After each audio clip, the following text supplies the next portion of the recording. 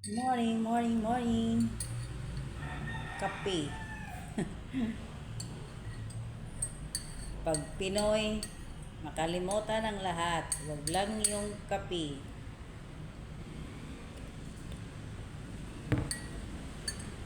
Sarap sa pakiramdam pag may kape.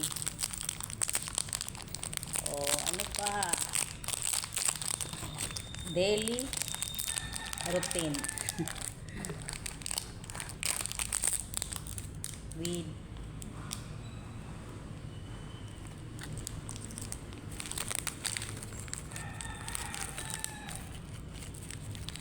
pagmata, kape. Pagmata, solo flight. Wala yung mga apo ko. Nakaalis na din si boss.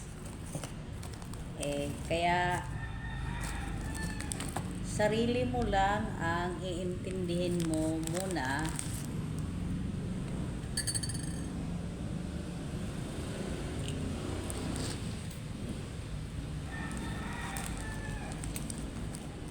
Musta New Year yung mga langging? Ingat-ingat kasi grabe. Pag umaga, grabe katirik sa init. Parang makakanser.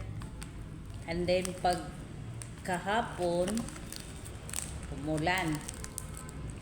Kaya keep safe sa lahat. Hindi natin alam kusang darating lang yung mga pagsubok. Dahil pag walang pagsubok sa bawat buhay, so ibig sabihin, perpekto ka. Mahirap o mayaman, walang pinipili.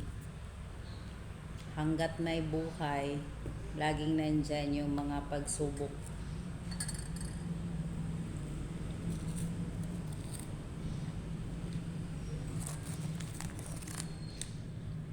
Sa ngayon, masaya ka. Sa makalawa, hindi naman. Balance lang kasi ang buhay. Pag masaya ka, may malungkot na side. Kaya, laging manalangin dahil alam ko, nandyan ang Panginoon. Hindi niya pababayaan yung mga anak niya. Kaya, laban lang. Laban lang sa hamon ng buhay. Buti pa tayo, merong bahay na silungan. May kahit papaano, makakain 3 times a day, makamerenda. Samantalang yung iba, ang hirap isipin. Pero ang matulog kung may pera man tayo, kung mayaman ka man, sobra-sobra yung blessing mo,